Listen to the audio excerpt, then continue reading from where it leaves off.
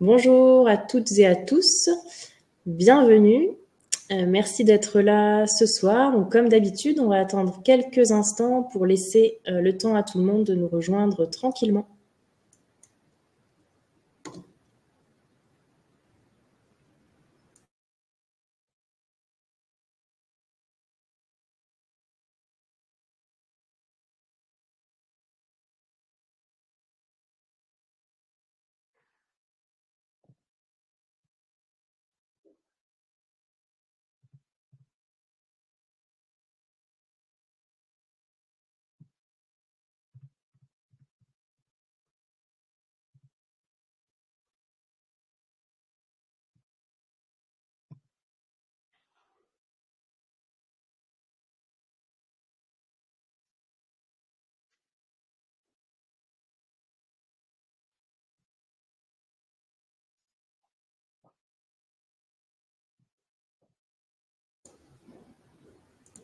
Rebonjour à tous, je vois que tout le monde se connecte. Donc ce soir, on est ravis de vous retrouver pour la deuxième partie de notre série de webinaires consacrés à l'Amazonie, en compagnie de Serge Guiraud, que je vous présenterai dans un instant, qui a eu un petit souci de caméra, donc on n'aura pas la chance de voir en vidéo, mais qu'on va entendre dans quelques minutes. Donc pour celles et ceux qui ne nous connaissent pas encore, Grands Espaces est un tour opérateur donc spécialisé depuis 25 ans dans les zones polaires, notamment donc Arctique et Antarctique. Donc on organise des expéditions à bord de petits bateaux, donc des petites structures de 12 à 75 personnes, toujours francophones et dans un esprit d'exploration. Ce qui nous anime le plus avec nos équipes sur le terrain, vous le savez, c'est avant tout donc l'observation de la faune sauvage, la contemplation des grands paysages immaculés, qu'ils soient de glace, de savane ou de forêt tropicale, et évidemment la découverte de régions peu explorées, et également donc les communautés locales, donc comme les Inuits au Groenland ou en Amazonie, les Caboclos, les Munduruku. Donc cette aventure humaine, elle a été initiée par Christian Kempf, explorateur et scientifique passionné, auteur d'une vingtaine d'ouvrages polaires. Il a voulu transmettre donc sa passion pour le vivant, les grands espaces, la découverte, dans des voyages à la fois respectueux, engagés et immersifs. Christian dit souvent, enfin reprend souvent une citation de Jacques Cousteau que j'aime beaucoup. Il dit souvent: on protège ce que l'on aime et on aime ce que l'on connaît. Et cette citation est vraiment inspirante parce que je trouve que c'est dans cet esprit que nous construisons chaque année avec Grands Espaces donc de nouvelles destinations.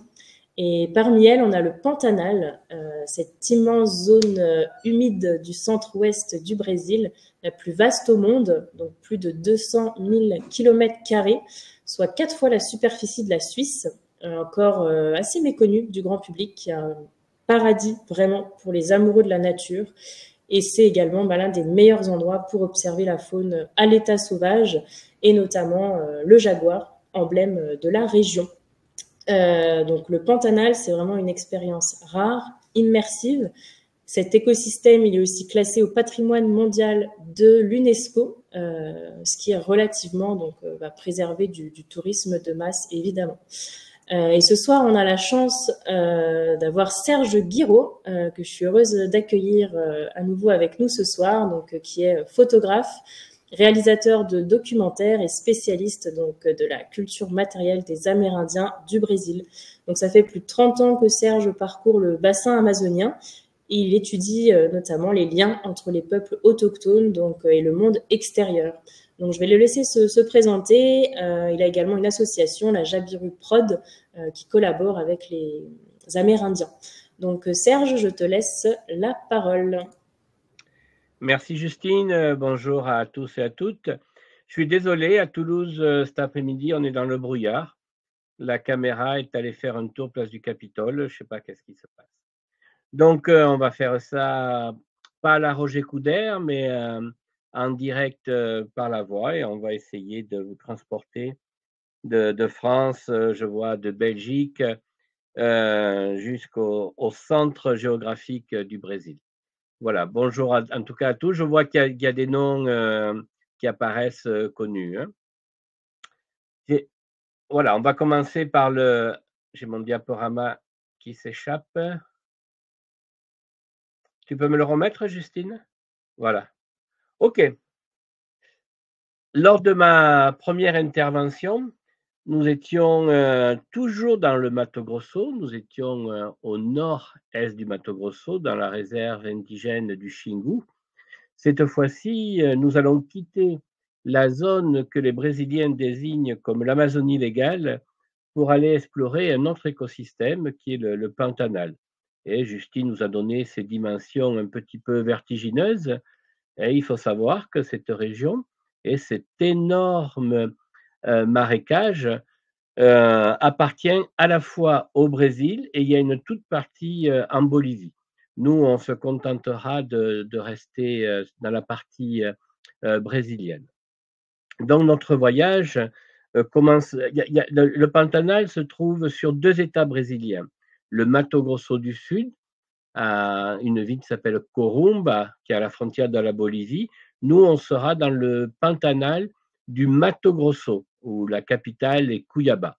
Et donc, notre voyage part à Cuiabá.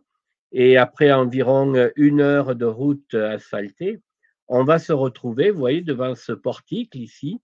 Ça, c'est la porte officielle du Pantanal. Juste avant, on aura laissé sur notre droite une mine d'or. Depuis des années, j'essaie d'y rentrer, mais l'accès est difficile. Donc, on verra juste un énorme monticule de terre. Bref, nous voilà à l'entrée du Pantanal. À partir de là, on va emprunter une piste qui, au mois de juin, devait être bonne. En ce moment, c'est la saison des pluies, elle est beaucoup plus difficile d'accès. Hein, donc là, on va manger pas mal de poussière. Et à partir de là, si vous permettez, on va entreprendre cette piste jusqu'à son extrémité, c'est-à-dire on va effectuer plus de 140 kilomètres sur cette piste, où on franchira pratiquement autant de ponts, il y a un pont par kilomètre. Et là, on va rentrer dans un sanctuaire où les animaux qu'on devrait normalement retrouver dans la forêt amazonienne, mais qui sont cachés sous le couvert végétal, eh bien ici, ils offrent un spectacle fabuleux. Et donc, sur cette route, pour le premier jour, on va quand même essayer de rejoindre donc Porto Jofre, à plus de 140 kilomètres de là, et on commencera par quelque chose de très important dans ce voyage, c'est l'observation du jaguar. Cela dit, au cours de notre chemin et en fonction de ce que la nature nous offrera, eh bien, on fera des posts photos et notamment pour voir des caïmans. On va le voir un petit peu plus loin dans le diaporama. Le Pantanal, c'est énorme, comme on voit sur la photo, c'est énorme ici marécage. En fait, la photo que nous avons sous les yeux, elle est prise en ce moment, c'est-à-dire à la saison des pluies. Et à la saison des pluies, vous avez toutes ces grandes bassines et ces grands réservoirs qui vont regorger d'eau. Et là, ça va permettre à la faune de s'éparpiller sur cette immensité. Alors que nous, quand nous allons arriver dans cette région, au mois de juin, les pluies normalement auront cessé et ces réservoirs d'eau vont se vider petit à petit pour être vers le mois de septembre pratiquement secs. L'avantage au mois de juin, le fait qu'il n'y ait plus de pluie, ça c'est quand même pas mal, ce qui n'enlèvera pas les moustiques, mais surtout on va avoir une concentration d'animaux plus importante au point d'eau. Et vous comprenez bien que moins il y aura de points d'eau éparpillés comme sur cette photo, plus les animaux seront concentrés, notamment les caïmans et les oiseaux. Et donc c'est une période relativement facile pour l'observation de la faune. Voilà quelques mois plus tard par rapport à la photo précédente, et vous voyez ce que je vous racontais, et les eaux ici se sont dissipées, et on voit cette énorme plaine ici qui est maintenant à sec. Et donc là, les poissons qui n'ont pas été assez malins pour se réfugier dans les rivières, eh bien, sont maintenant prisonniers dans ces retenues d'eau, et ça va être un self-service pour les oiseaux et les caïmans. Donc, au cours de notre périple, qui se fera en voiture style 4x4, bien, pratiquement tous les kilomètres, il faudra franchir des ponts en bois, parfois esquintés et par des camions. Il y a des camions qui viennent ici chercher le bétail, parce que de part et d'autre de la route du Pantanal, nous avons des fazendes. Les fazendes sont de grandes propriétés. Et ces fermiers, aujourd'hui, font de l'élevage bovin, mais font également posade, c'est-à-dire hôtel. Et on dort dans les fazendes, ce qui est quand même assez intéressant parce qu'on peut voir la vie de ces cow-boys qui travaillent sur place. Et donc, ces ponts sont empruntés par ces camions, sont empruntés par des troupeaux. Et vous voyez, il y en a un ici qui est encore pas mal, celui-ci, mais on peut avoir parfois des franchissements de ponts un peu difficiles. Mais ça fait partie du jeu, c'est pas très très grave. Et surtout, il faut arriver à regarder de part et d'autre du parapet. Et là, ce sont des baignoires où les jacqueries s'en donnent à cœur joie. Si je poursuis, dans mon discours aujourd'hui, qui sera un petit peu différent de celui de la dernière fois, et où il fallait bien préciser le côté culturel et le côté logistique. Ici, dans ce voyage, ça va être relativement facile, puisqu'on sera accueilli dans 2 posades que je vous montrerai un petit peu plus tard. Donc l'objectif, vous avez bien compris, c'est à la fois la découverte de la faune, de la flore évidemment, et puis j'espère qu'on aura l'occasion de voir quelques cow-boys en transhumance sur la piste. Et en tout cas, dans mon discours, il va y avoir un petit catalogue animalier, mais je suis obligé de passer par là. Et notamment, ici, ce que vous avez sous les yeux, c'est l'emblème du Pantanal, c'est le jabirou. Et mon association, tout à l'heure, Justine a parlé, a été désigné sous le nom de cet oiseau qui est un grand protecteur de la nature. Vous voyez, c'est la famille de la cigogne. Regardez le nid ici. Eh bien, quand il construit cet édifice, il va chercher des brindilles. Eh bien, si la brindille ne s'encastre pas dans son nid, il va la reposer là où il a pris. Donc, c'est un grand respectueux de la nature. Voilà. Et quand au mois de juin, ce n'est pas la saison des couvaisons, et il faut attendre un petit peu plus tard, mais normalement, on les verra par couple, ils vont commencer à se rassembler et on les verra pêcher dans les cours d'eau. Il y a quelques années, il y a plus de 10 ans, j'étais allé au Pantanal en juillet et là, bizarrement, il faisait extrêmement froid. On avait du froid qui arrivait du pôle sud. Eh bien, ces grands gésaciers ici, ces oiseaux, euh, savaient un petit peu le climat qui attendait. Eh bien, ils avaient retardé la ponte. Et la ponte était arrivée un mois plus tard. Mais voilà, ce sont des oiseaux assez extraordinaires à observer. Voilà, ça nous, en juin, j'ai mis la photo, mais en juin, on ne le verra pas, et puisque l'éclosion a lieu un petit peu plus tard. Et ils sont obligés de respecter le rythme des saisons, et quand les eaux sont basses, je vous le disais tout à l'heure, et les lacs regorgent de poissons, et c'est facile pour nourrir la famille. L'autre emblème du Pantanal, c'est le hyacinthe. C'est le plus grand des perroquets. Celui-ci est quand même assez menacé. Et dans le Pantanal, il y a pas mal de projets de préservation et de réintroduction. Donc ça, c'est des oiseaux qui ne sont pas forcément faciles à observer, mais normalement, on devrait pouvoir les rencontrer. Voilà, je fais une petite pause dans mon catalogue animalier pour préciser que si notre voyage avec l'objectif bien précis est d'aller observer le jaguar, et nous ne perdons pas de vue, malgré tout, que le Pantanal, c'est le paradis des oiseaux. Et la diversité est moins grande que celle qu'on pourrait trouver dans le bassin amazonien, mais une fois de plus, et là, ils sont sans décor pour se planquer, pour se cacher, et donc les oiseaux sont beaucoup plus faciles à observer.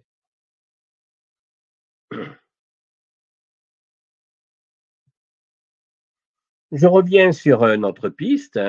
Vous voyez un petit peu, ça fait qu'on appelait à l'époque dans le désert les tôles ondulées. Bon, c'est pas très compliqué à rouler dessus, hein. Et d'ailleurs, on peut croiser des voitures qui sont à fond. Voilà, le seul problème ici, c'est la poussière qui rentre partout. Donc, pour les personnes qui feront partie de l'expédition, il faut bien protéger ici ces appareils photo. Et puis, évidemment, on a des surprises. Là, vous avez un couple de capybaras, mais ça fait très longtemps que je n'avais pas vu, mais ça peut être un anaconda. Dans le Pantanal, il y a le vert, mais qui est plus discret. Il y a l'anaconda jaune, qui est un tout petit peu plus petit que le grand reptile, hein. Mais voilà, on arrive assez facilement à les repérer sur les traces sur la piste, et que ce soit des anacondas ou d'autres reptiles. Là, nous allons nous arrêter ici à la première posade. Donc, si vous m'avez bien suivi, nous sommes 140 kilomètres plus loin par rapport au portique de la première photo du diaporama, et nous sommes à l'extrémité de la piste. La rivière que vous voyez fait frontière avec la Bolivie. Et la posade, ici, elle s'appelle la Porto Jofre. Elle porte le même nom que le lieu. Et elle s'est spécialisée soit pour des pêcheurs. Il y a beaucoup de gens qui viennent pêcher ici, un poisson qui s'appelle le tucunaré, ou alors pour l'observation du jaguar. Et bon, j'ai séjourné déjà dans cet hôtel. Il est extrêmement confortable, hein. Si ce n'est que nous allons arriver dès le premier jour, on aura roulé, on passera la première nuit, mais ensuite on ne profitera pas tellement du confort, parce que le matin très tôt, on va embarquer dans les petites embarcations que vous avez sur la droite, et là on va naviguer sur ce rio et sur d'autres bras de cette rivière à la recherche du jaguar. Et normalement, une journée, et on part vers 6-7 heures, c'est-à-dire le soleil vient juste de se lever, et on navigue jusqu'à 11 heures midi. Et imaginez bien que si à midi, on se trouve nez à nez avec un jaguar, on ne rentrera pas déjeuner de sitôt, hein. Mais en règle générale, on revient pour le déjeuner, une petite sieste, comme en Amazonie où les horaires sont, c'est le moment où il fait très très chaud, et donc c'est pas la peine de sortir, on verra pas beaucoup d'animaux. Et ensuite, vers 14h30, 15h, on repart, toujours dans ces embarcations, et on repart à la recherche du félin jusqu'à la tombée de la nuit.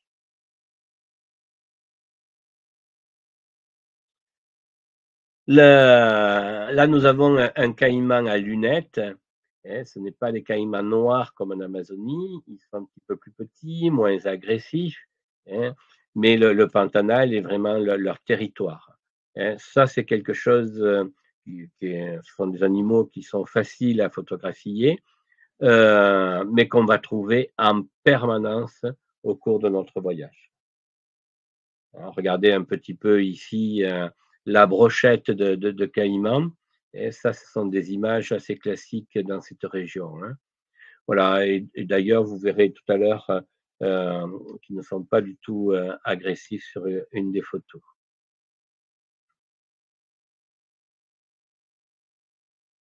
Et toujours nos amis caïmans. Ok. Alors, bon, excusez-moi si je me mets en scène sur cette photo.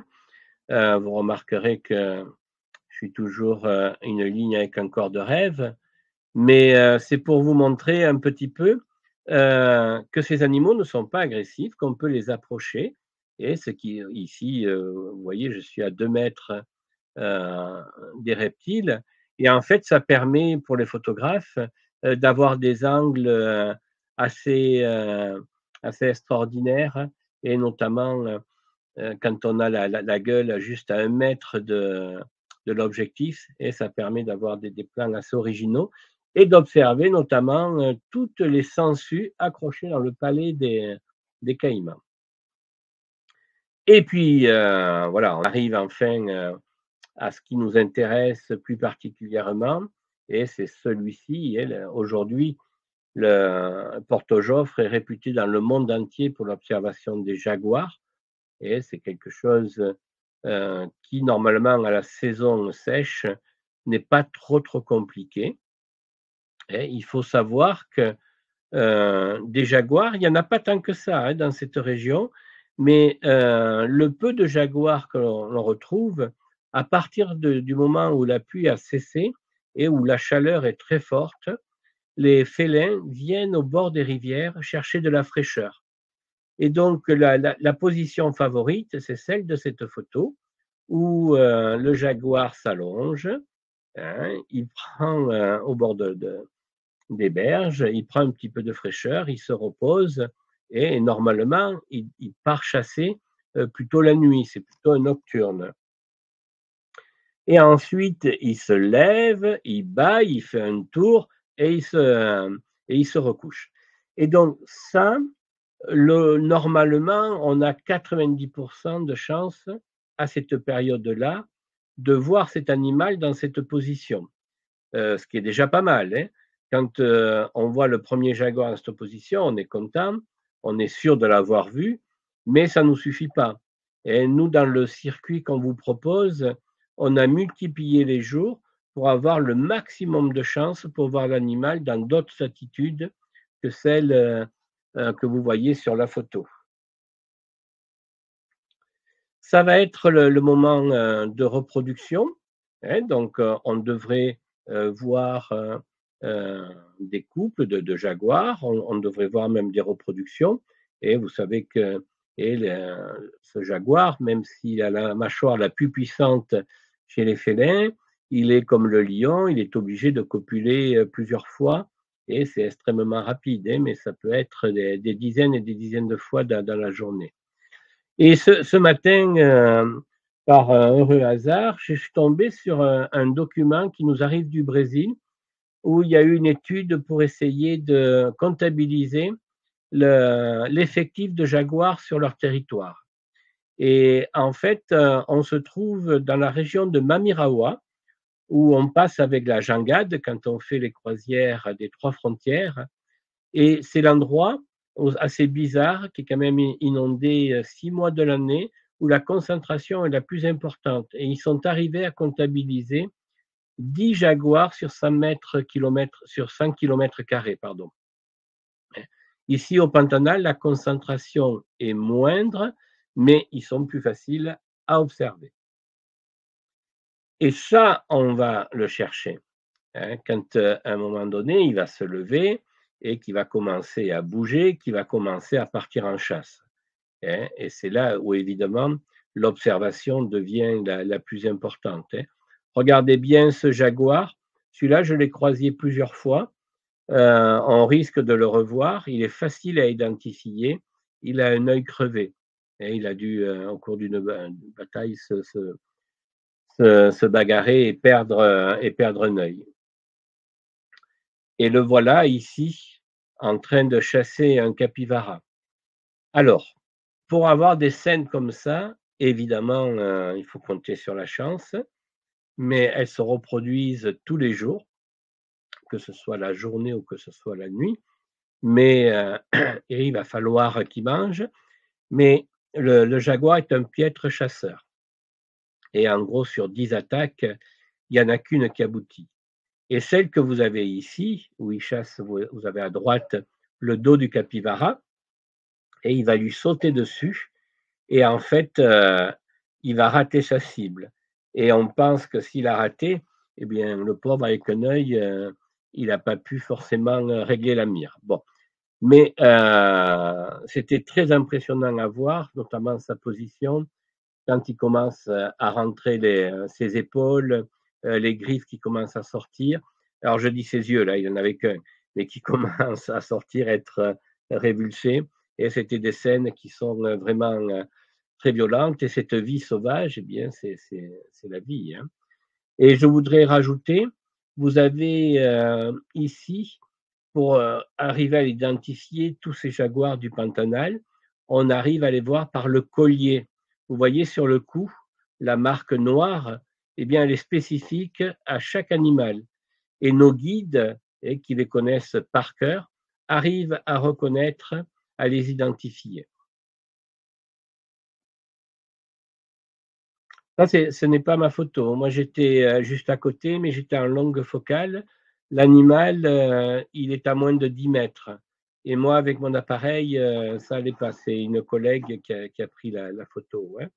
Voilà, bon, c'est une photo assez extraordinaire. La scène était très, très belle. Mais je vais vous expliquer un petit peu comment ça se passe. Quand nous sommes dans cette région, et la plupart, pour pas dire 100% des touristes qui viennent à Porto-Joffre, c'est pour assister à ces scènes. Et donc tous les matins, sur ce petit réseau hydrographique, vous avez ces embarcations en aluminium et qui circulent, et chacune dans un sens. Et à partir du moment où on trouve un félin, notre guide, le pilote de l'embarcation, par radio, va prévenir les autres embarcations. Ce qui fait, si on a la chance d'être les premiers à arriver devant le félin, on va avoir quelques minutes d'intimité avec l'animal, mais dès que les autres bateaux arrivent, et on peut se retrouver à plus de 10 bateaux en face de l'animal. L'animal n'est pas du tout gêné par notre présence, et vous le voyez sur la photo, et il a pu faire sa prédation sans problème, bien qu'elle ait échoué, mais ce n'est pas de notre faute, ça. Et alors, quand on est les premiers, évidemment qu'on râle quand vous avez 9 bateaux supplémentaires qui arrivent.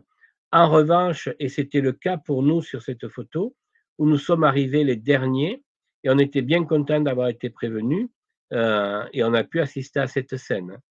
Et ce qui s'est passé, le premier bateau, lui, s'est retrouvé par définition assez loin de cette scène, puisque le Jaguar avançait dans le sens opposé. Et nous qui sommes arrivés en dernier, on s'est positionné juste en face de l'animal.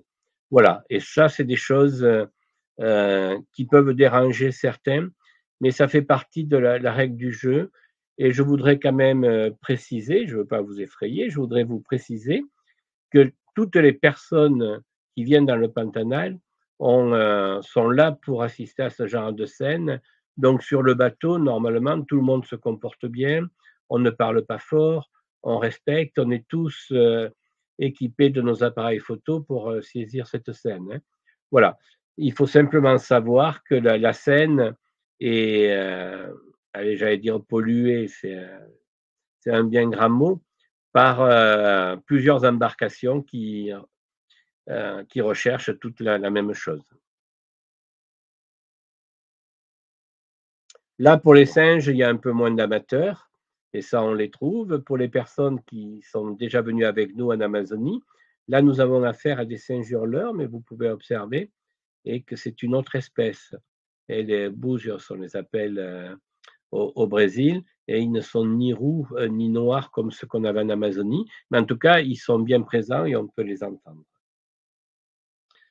L'autre animal emblématique est les loutres géantes.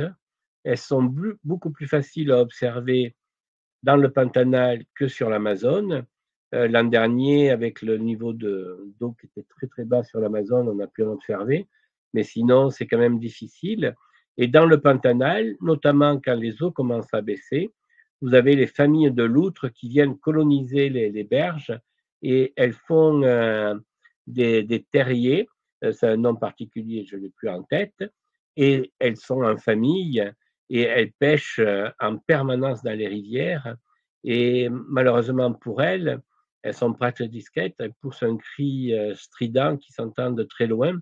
Et autrefois, aujourd'hui normalement non, elles étaient chassées pour leur fourrure. Hein. Mais ça, c'est un animal qui est très très beau, qui est assez agressif. Un jaguar ne s'attaquera pas à une bande de loutres. Hein. S'il y a conflit, c'est les loutres qui remporteront la bataille. Hein. Puis bon, ça c'est pratiquement une scène qui est quotidienne quand on voit les loutres, quand elles mangent. Et sachez que c'est un mammifère qui ne peut ingurgiter le poisson que par la tête. Et il ne peut pas commencer à le manger par la queue. Voilà, avec son loutron ici, là, il n'y en a qu'un, mais normalement, la famille est beaucoup plus nombreuse. Et ce sont des animaux très sociaux, hein, donc généralement, on voit des bandes de loutres en famille. Ah, on va faire une pause dans le bestiaire. Et voilà ici 2 cow-boys, hein, bien typiques du Pantanal, avec ces selles ici qu'on ne retrouve pas ailleurs au Brésil. Le couteau planté dans la ceinture. Et ça, ce sont des cow-boys. Ce sont des gens qui travaillent dans les fazendes. Et à partir du moment où l'espace se libère, où les eaux se retirent, le bétail va être libéré du corail et va être en une sorte de transhumance, comme dans les films de western, hein, escorté par ces cow-boys pour les amener dans les prés. Et ça, c'est quelque chose, quand on a la chance de pouvoir assister à une transhumance comme ça, qui est quand même assez intéressante. Et puis, quand nous sommes dans la fazende, pas à Porto-Joffre, mais à l'autre, on peut voir ces cow-boys travailler. Et ce sont vraiment des cavaliers hors pair. Et à voir comment ils arrivent à, à dresser leurs chevaux. En fait, ils font ce qu'ils veulent avec leur monture, hein. Voilà, ça fait partie du spectacle. Là, j'ai mis cette photo, c'est des buffles. C'est pas forcément la région où il y a le plus de buffles. On a surtout ces fameuses vaches brésiliennes qui est un mélange avec des zébus toutes blanches, toutes maigres. Mais voilà, on peut avoir des troupeaux de plusieurs centaines de têtes.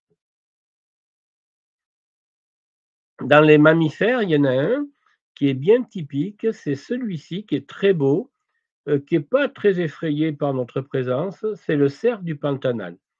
Je ne vais pas être trop long sur cet animal. J'espère qu'on en verra parce qu'il, comme vous voyez sur la photo, il est très beau. Et il a une particularité, hein, il a ses sabots qui sont palmés et ça lui permet de bien circuler dans les marécages.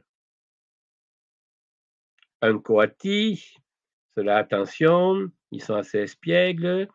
Si des gens sont déjà allés à Iguassou, vous avez dû en voir.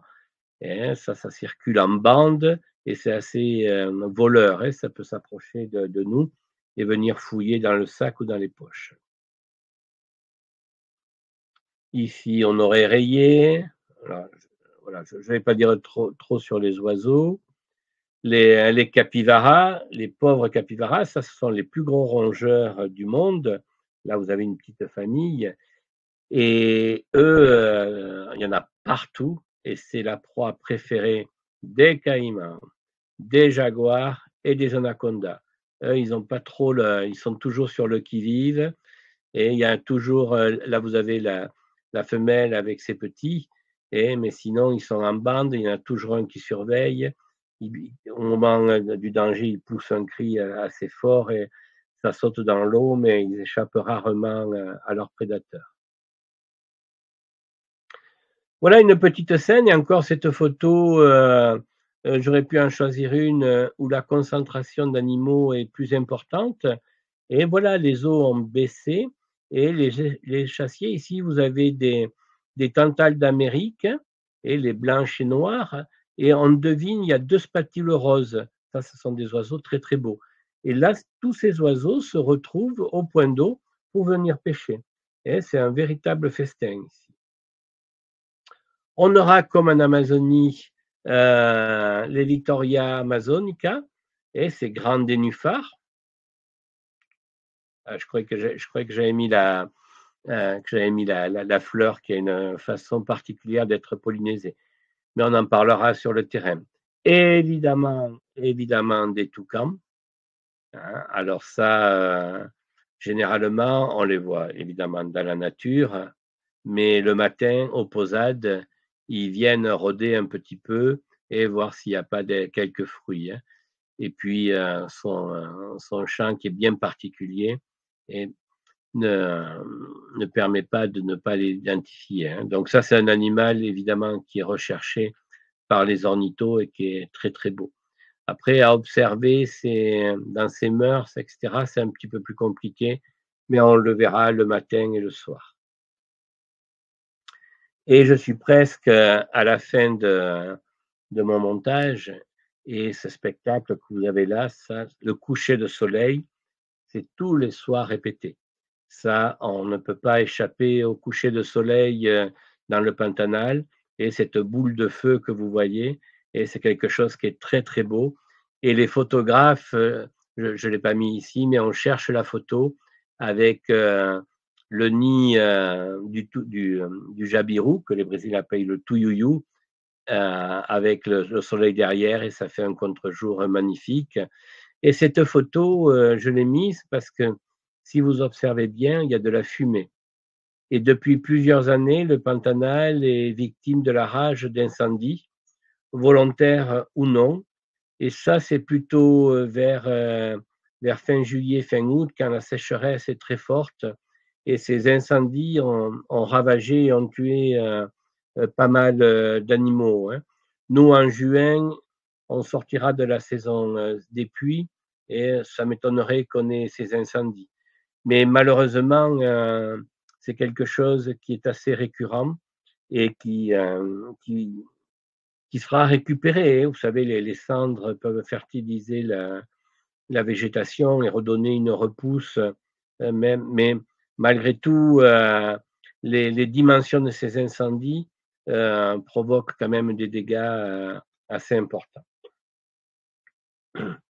Ah, j'ai remis la loutre, je l'enlève, on en a parlé.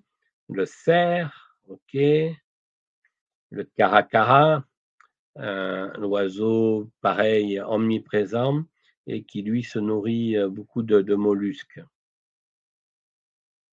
Un petit caïman. Le jacana d'Amérique. Et les jacanas, on en retrouve en Asie, on en retrouve en Afrique. Celui-ci est bien particulier.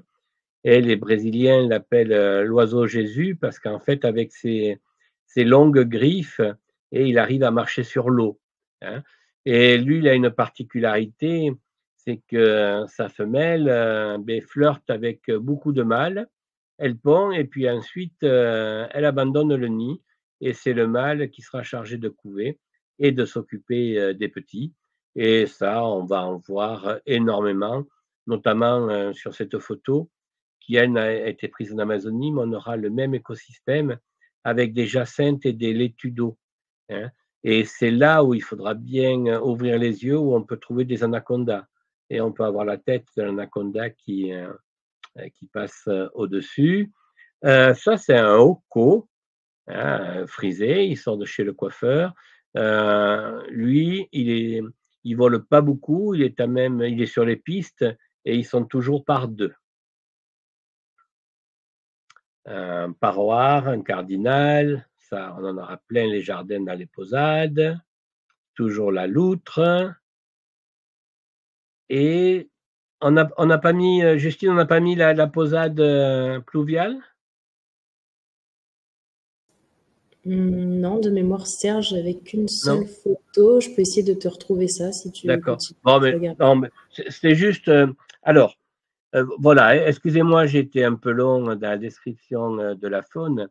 D'un point de vue pratique, là, nous allons quitter Cuyaba et dès le premier jour, et on va aller jusqu'à Porto Jofre. On vous a montré on va rester 4 jours et ensuite on reviendra et on reprendra la même piste, il n'y en a qu'une, et on ira dans une autre posade qui s'appelle Pluvial, qui elle est plutôt destinée à l'observation de la faune et de quelques mammifères comme les tapirs ou les fourmiliers, que je n'ai pas mis ici dans le diaporama, mais qu'on aura, j'espère, de la chance de croiser.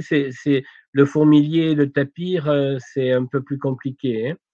Et on essaiera de faire quelques sorties nocturnes et pour voir les animaux, soit en début de soirée, soit le matin, on peut se lever assez tôt, vers 5 heures, et voir quand les animaux reviennent de la chasse, voir ce qu'on peut trouver, hein.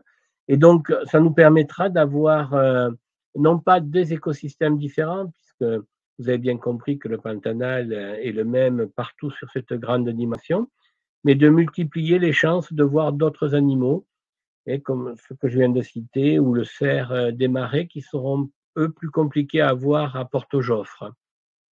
Et voilà. Et donc là, c'est toujours pareil, que ce soit sur la jangade, quand nous partons en croisière sur l'Amazone ou sur le Pantanal, on ne vous laisse pas trop de latitude le matin pour se reposer. Et il faut profiter évidemment des heures entre guillemets fraîches du matin pour voir les animaux et en fin d'après-midi. Et voilà, et le soir, les dîners se passent généralement, on se retrouve tous entre observateurs de la nature et photographes à échanger nos expériences et le coucher est assez tôt. Hein. Voilà. Et alors, je vois un message où on me demande dans ce type de voyage, y a-t-il beaucoup de marches, randonnées? Idem pour la croisière des Trois Frontières. Alors, je voudrais d'abord parler du Pantanal. Le Pantanal, on va être, vous avez bien compris, à Porto-Joffre, il n'y a pratiquement pas de marche. On est essentiellement sur les bateaux. Hein, et l'observation de la faune se fera à bord de ces embarcations en alu. En revanche, le matin avant de partir, ou l'après-midi, si vous ne voulez pas faire la sieste, ou le soir quand on revient, on peut organiser des petites marches. Dans le cas de l'autre posade, du deuxième stop, là, il y aura des marches. Il y a quelques marches qu'on peut organiser, d'ailleurs nous-mêmes, hein, mais sinon, pour les déplacements, on peut utiliser aussi le cheval. On peut faire des petites randonnées jusqu'à des tours d'observation, mais c'est quand même pas les grandes randonnées. Et concernant, puisque la question concerne également la croisière des Trois Frontières, là nous avons des sorties en forêt. Hein, des forêts, il n'y en a pas dans le Pantanal, vous avez bien compris, c'est du marécage. Et donc, il y aura beaucoup plus de sorties en forêt sur la croisière des Trois Frontières qu'au Pantanal. Et ensuite, au Pantanal, on circule en véhicule et quand on trouve un animal, on est là et en fait, on essaie de l'observer et moins on bouge et plus on a de chances de l'observer. Et voilà. Donc, cette expédition Pantanal n'est pas tellement dure d'un point de vue marche. En revanche, ça peut être difficile pour la chaleur. Il fait extrêmement chaud. Et la journée, c'est à la limite du supportable. Et donc, une fois de plus et une fois encore, et prévoyez les gourdes et pour remplir, pour avoir de l'eau. Hein, parce qu'on peut, entre deux lieux d'observation, ne pas avoir de posade pour s'arrêter pour boire un coup. Donc, il faut vraiment être équipé. Mais normalement, notre guide aura ce qu'il faut à bord et on aura suffisamment d'eau pour manger, sauf sur le bateau où ça, chacun est indépendant. Et donc, la gourde d'1 litre minimum qu'on remplit, et c'est le minimum dont on aura besoin pendant les observations du jaguar. Serge, je Oui. me permets d'intervenir. J'ai souvent également des questions au bureau sur est-ce qu'on a, tout comme les croisières Trois Frontières, des sorties nocturnes, notamment pour voir les caïmans, par exemple, les ibigeaux. Est-ce que c'est quelque chose qui se fait ou pas dans ce genre de séjour au Pantanal? Oui, alors les sorties nocturnes se feront essentiellement à la deuxième posade. Hein, puisque à Porto-Joffre, on part et l'objectif, c'est le jaguar. Et celui-là, on le voit la journée. Depuis le temps que j'y vais, j'ai jamais vu une sortie nocturne. Les seules sorties nocturnes sont réservées à des équipes de télévision. Et on pourra toujours... voilà, ça c'est celle-là. Ça c'est pluvial. Ok, je termine juste sur les sorties nocturnes. On pourra toujours demander. Et en tout cas, si on ne peut pas sortir en bateau pour aller voir le jaguar, rien ne nous empêche, avec notre guide et notre véhicule, de circuler sur la piste le soir, après le dîner, et d'aller partir 1 heure ou 2 à la recherche de mammifères ou d'oiseaux. Hein. En revanche, sur la photo que Justine vient de publier, Ça, c'est notre deuxième posade, notre deuxième auberge, si vous voulez. Et vous voyez, la configuration n'est pas tout à fait la même.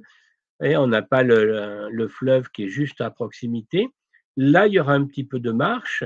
Et ici aussi, soit à pied, soit en véhicule, on peut sortir et aller passer 1 heure ou 2 pour observer la faune nocturne.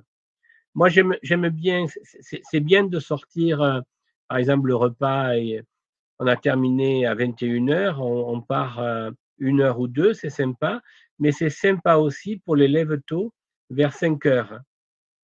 Et ça, on peut partir soit à pied, soit en véhicule et aller voir dans des cours d'eau un petit peu le Pantanal qui s'éveille. Mais oui, il y aura des sorties nocturnes. Ok, merci beaucoup Serge. Oui, parce que j'imagine que les moments les plus propices sont le lever de soleil et le coucher, du coup. Hein. Les journées commencent tôt. Oui, alors, lever et coucher de soleil, bon, ça c'est très très beau pour les images, mais dès que le soleil est couché, il va y avoir toute une faune qui s'éveille. Voilà. Et ça peut être intéressant. On peut croiser tout un tas d'animaux insolites sur la piste. Et il est évident que si on reste confiné à notre posade, on ne verra pas grand-chose. Donc, on demandera quand même à notre guide, surtout à cet endroit-là, de pouvoir, soit à pied ou soit en voiture, repartir après, bien après le coucher de soleil, même après le dîner. Ok, très bien. Alors, merci beaucoup pour tous ces détails, Serge. Je vois des Oui, questions à propos oui. de moustiques et de vaccination. Alors, je te laisserai répondre pour les moustiques, Serge. Concernant la vaccination, donc la fièvre jaune est recommandée. En revanche, le paludisme, par exemple, n'est pas une zone à risque élevé comme d'autres parties en Amazonie. Donc, simplement vos vaccins universels à jour. Alors, oui, bon, pour les vaccins, OK, ça c'est très bien. La fièvre jaune, effectivement, elle est plutôt conseillée. Mais il faut faire très attention, on va avoir des moustiques. Autant sur la jangade, on n'en croise pas beaucoup, autant ici, il peut y avoir des moustiques. Et effectivement, c'est pas une zone réputée pour le palu, hein. Donc, je réponds toujours comme ça, je suis pas médecin. À vous de voir si vous voulez prendre le traitement ou pas.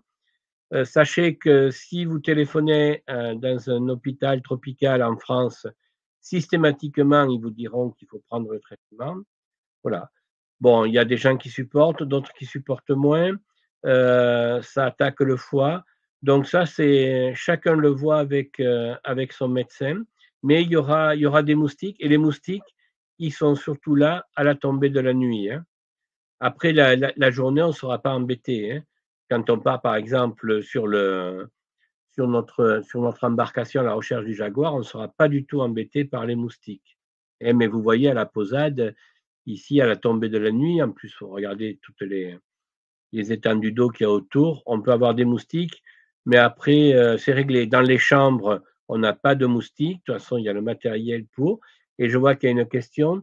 Dans les deux posades, il y a de la climatisation, sinon ça serait intenable, hein. Nous sommes dans des établissements, c'est pas des établissements, c'est pas des lodges comme on peut trouver luxueux en Afrique du Sud, par exemple. Et ici, je me répète, à l'origine, ce sont des fazendes, c'est-à-dire les gens sont là pour travailler, mais il y a tout le confort nécessaire. C'est pas le grand luxe, que ce soit Porto-Joffre ou ici, mais les chambres sont d'une propreté, il y a de la clim, il y a les douches, il y a les sanitaires. On mange un peu moins bien que sur la jangade parce que là, c'est 3 étoiles, mais la nourriture est excellente. Il y a des frigos-bas, il y a tout ce qu'il faut à l'intérieur. Et voilà, là vraiment à ce niveau-là, il ne faut pas s'inquiéter. Et voilà, là c'est très très bien. C'est pas luxueux, mais c'est très très bien pour ce genre de voyage.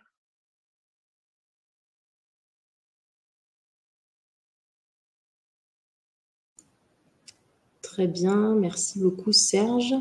Je crois que certaines personnes sont en train d'écrire. Oui. Merci pour vos questions. Je réfléchis également, Serge, en termes de matériel photo, qu'est-ce que tu recommandes par rapport aux distances de la faune, notamment, pour ceux qui sont amateurs de photos? Là, on ne peut pas échapper au téléobjectif, hein, avec un minimum 200. Et là, si on veut revenir avec de beaux clichés, on est obligé d'avoir au moins un 200. Moi, en ce qui me concerne, maintenant, je suis passé en Sony. Je vais travailler avec un 200-400 et ça devrait être suffisant. Mais c'est voilà, le 200, c'est le minimum. Cela dit, ça n'empêche pas les photographes d'arriver avec des focales style grand angle, hein. Parce que vous avez vu tout à l'heure la photo où je suis à proximité des caïmans. Il y en a une, à un moment donné, je suis passé vite, je n'ai pas commenté, mais l'animal, le reptile, avait de la végétation sur la tête. Quand j'ai pris cette photo, je suis allongé, je suis à 2 mètres de lui, hein. Voilà, donc voilà. Mais pour les oiseaux et pour le jaguar, minimum 200. Et s'il y a des gens qui sont bien équipés, si vous avez un doubleur de focale, ça sera encore mieux. Mais sachez quand même que pour les oiseaux, on a malgré tout une certaine proximité, hein. Quand on est sur les ponts le matin, par exemple, où il va y avoir des cormorans qui viennent pêcher, c'est toujours une photo sympa. Quand vous avez le cormoran ou la ninga avec un gros poisson dans le bec, parfois il est à 5-10 mètres, hein. Voilà. Et après, si on veut faire un zoom, évidemment, il faudra des longues focales. Mais pour l'animalier, vraiment, je me répète, minimum 200. Minimum 200. Ok, Ouais. merci Serge. Et puis évidemment des jumelles, hein, pour celles et ceux qui connaissent un petit peu l'esprit des... Oui, ça que ce soit dans le Pantanal ou en Amazonie, ça, il faut chacun sa paire de jumelles. C'est quand même plus agréable, c'est le minimum. Et je vois bottes ou chaussures. Bon, si des personnes vont coupler avec le Xingu, c'est pas la peine d'embarquer, mais des tennis ou des patogas. Des patogas, c'est pas mal dans le Pantanal.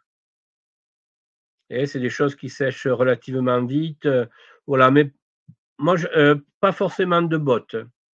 Pas forcément de bottes, mais des tennis ou des chaussures de marche, ça suffit. Et ensuite, le soir, dans les posades, si vous voulez vous mettre en havaiane, pourquoi pas. Attention, malgré tout, entre le cabanon et le restaurant, il peut y avoir un serpent. Et parce que tout à l'heure, j'ai parlé des anacondas pour les gros, mais il y a aussi des petits. Et voilà, on est quand même en territoire ici, nature, et les serpents, il y en a, hein. Voilà. Mais voilà, on n'est pas dans une expédition difficile. Moi, la journée, pardon, la journée sur le bateau, il va y avoir du soleil, il va faire très chaud. Donc, évidemment, casquette, manches longues et peut-être pantalon. Et comme on part le bonheur, une petite veste de survêtement. Ensuite, il va faire très, très, très, très chaud. Mais voilà, si on ne veut pas se brûler les cuisses, un pantalon léger et une chemise longue, et évidemment de la crème. Et après, pour le reste, Pluvia, en ce qui me concerne, moi, je serai en short et certainement un petit t-shirt et toujours la casquette.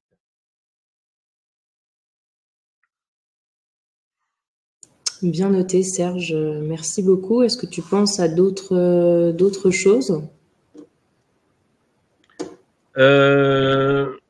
Non, je pense surtout au plaisir qu'on va prendre. Je sais que pour l'instant, on est un tout petit groupe. Ça serait bien qu'on soit peut-être 2 ou 4 supplémentaires. On sera uniquement dans ce petit groupe, hein.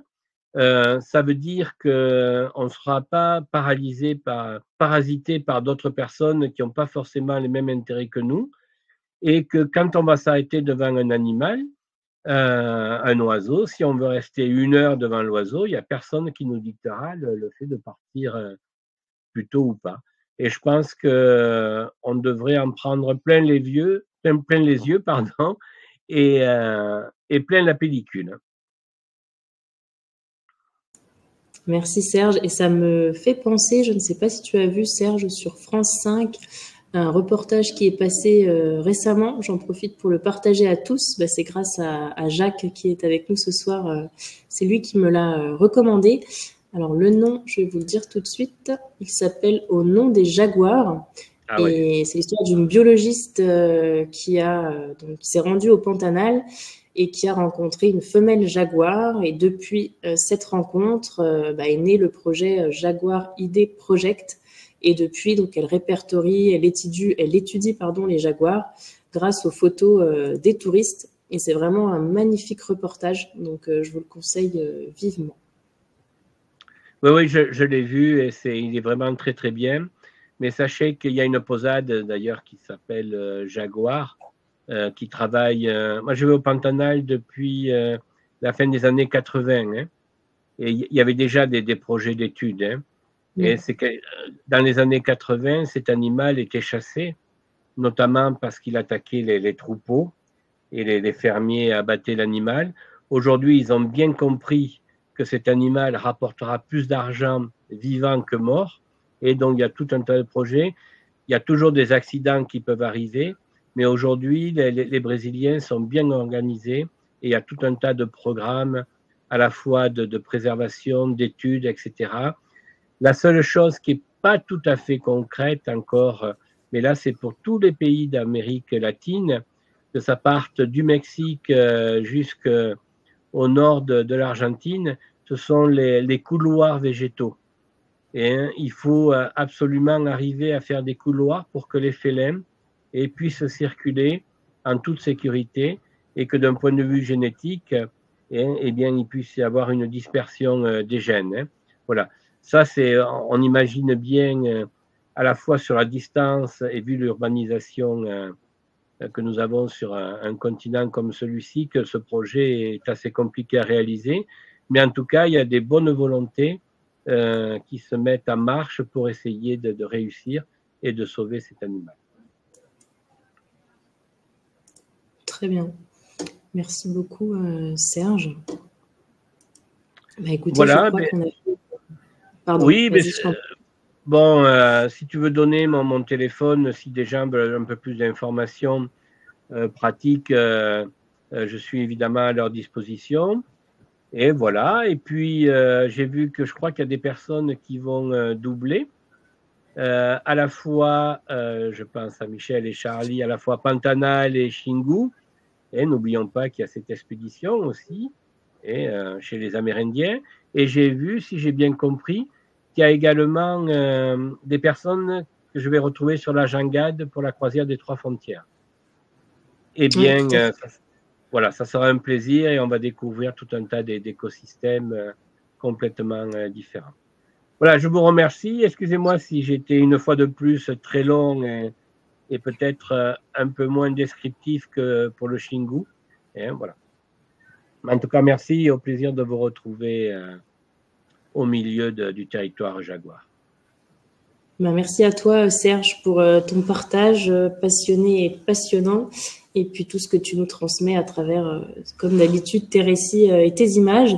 Et puis merci à toutes et à tous d'avoir été donc présents ce soir. On espère que cette parenthèse amazonienne vous a permis de voyager un petit peu, de découvrir cette magnifique région et peut-être de vous donner envie de partir avec nous. Ce séjour, je voulais simplement vous rappeler les dates pour cette année, a lieu du 13 au 20 juin et sera aux mêmes dates également l'année prochaine, donc que l'on organise avant les Xingu, comme le disait Serge. Donc on vous dit à très bientôt pour un prochain rendez-vous, que ce soit en ligne, sur le terrain, sur un bateau ou quelque part dans le monde et toujours hors des sentiers battus. Donc belle soirée à tous et merci beaucoup.